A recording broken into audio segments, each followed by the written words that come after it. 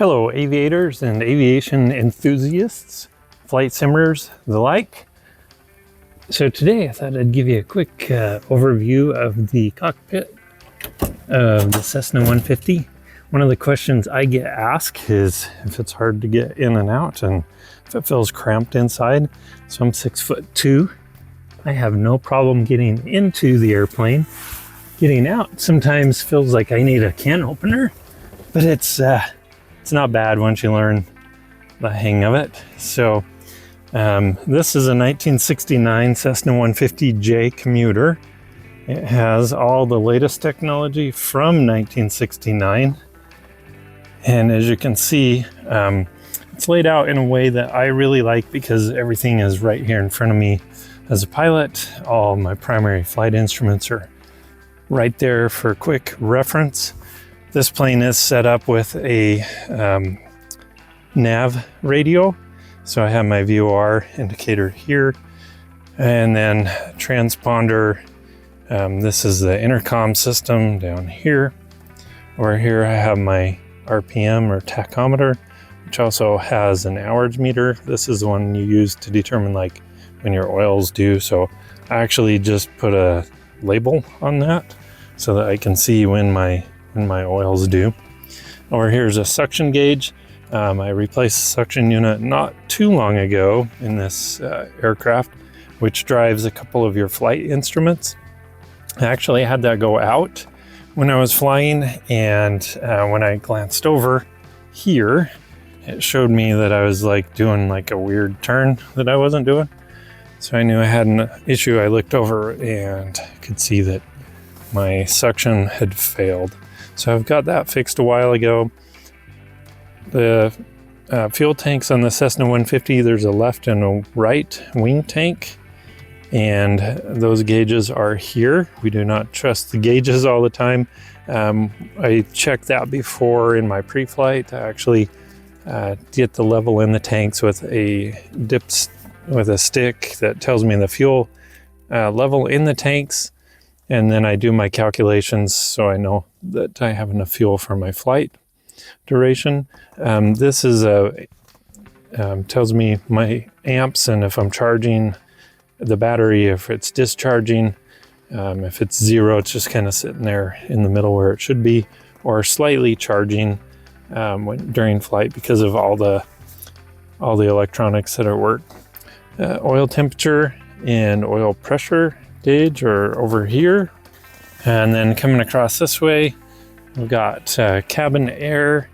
We got a video on that. You actually do have heat in the Cessna 150, so when it's cold out, so if you pull this out, it funnels hot air from the exhaust over a baffle system, which heats the air, which is why you want to make sure you have a CO detector of some sort, either this type or an actual monitor, if you fly in cold weather like I do here in Utah in the winter months. Flap position lever, my mixture, throttle, and then carburetor heat is right there. Then over a little harder to get to is all the light switches. This plane actually has pitot heat on it right here. Why does that camera not like to focus? And then this airplane's still set up with fuses. Over on this side is the primer on the bottom, parking brake lever on the top, which if you know Cessna's parking brakes, they're super wonderful. And then this is the key switch, which also turns my magnetos from left, right, both, or off. So as you can see, doesn't appear like there's a ton of room in here, but actually once you're in, it's nice and cozy. The seats are comfortable, and I've never felt like super cramped in here once I'm in here. As you can see, I'm tall, so my head's like right there. When I have my headset on, it is right there. I don't actually hit the top with my headset, although it looks kind of like I would. However, I have been in turbulence where I've bounced up and and hit my head, or I've hit my light assembly here at night, this thing, whatever it's called, the technical term. Somebody will correct me out there, I'm sure. And then in the back, I've got a pretty large baggage area.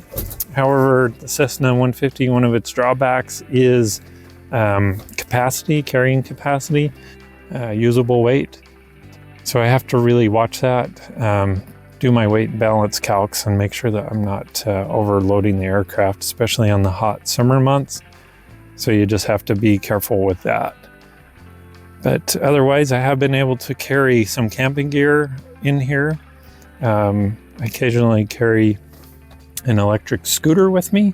So when I'm out, I can out places. I then scoot into town.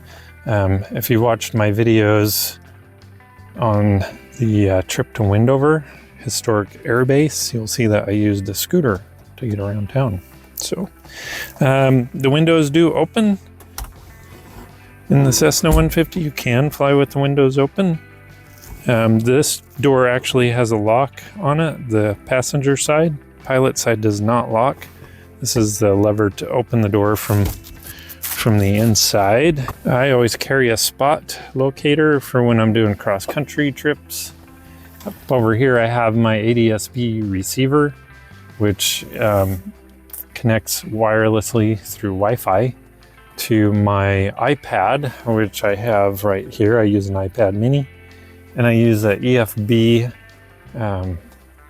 iFlight app, which I really enjoy. It's real comparable to the FlightSights app in a lot of ways, but much less expensive. Gives me all the same data and information, flight planning options, and also shows me traffic and weather. However, weather is delayed and not always reliable, so it's not like you'd want to pick your way through severe weather with that. So there's a quick overview. So I hope you enjoyed that little tour of the 150J commuter cockpit.